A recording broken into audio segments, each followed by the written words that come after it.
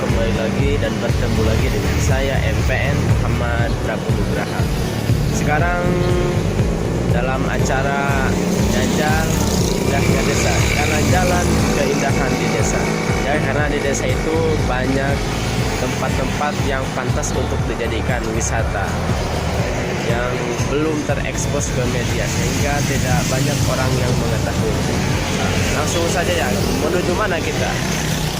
Di sini ya perjalanan menuju Jajal.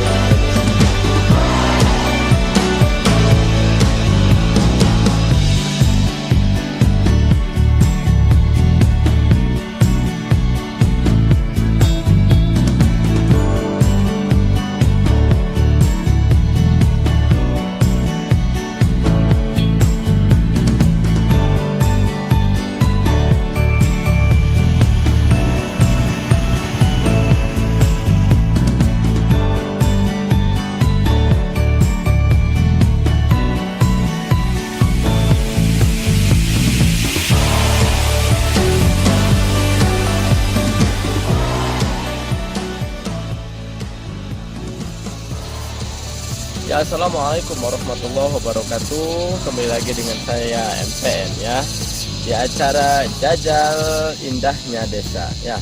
Sekarang saya sedang berada di kawasan yang sangat jauh dari kabupaten, tepatnya di Kabupaten Tasikmalaya, di pelosok Tasikmalaya.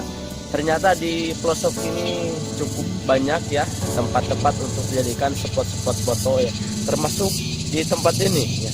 Kenapa bisa bagus untuk dijadikan spot foto? Karena di sini terdapat hektaran hamparan teh ya, perkebunan teh di daerah sini, sehingga bagus untuk dijadikan spot-spot foto.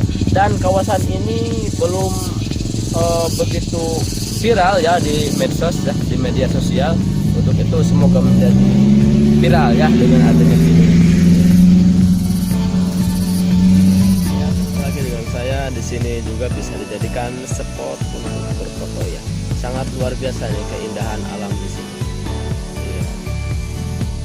Ini ke bawah ini bisa terjun ke sini. Ya, hati-hati kalau foto di sini.